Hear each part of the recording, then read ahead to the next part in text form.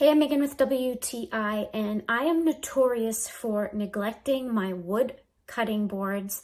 I finally got some cutting board oil solution. I really like this one by Clark's. There's a few reasons why I like it. For one, the scent is a very light citrus scent. It's not overpowering, but it is lovely to smell as you are using it.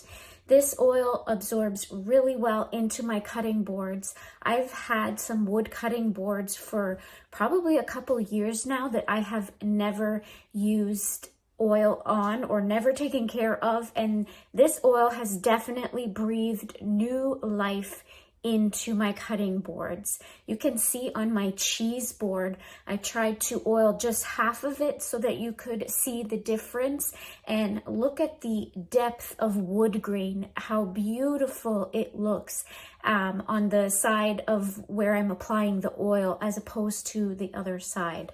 It's not a thick oil, so it is really easy to spread, but it does penetrate the cutting boards really well. So if you want to take care of those charcuterie boards, those cutting boards that you have, and not neglect them like I have been doing, then give this cutting board oil a try. And that's my point of view.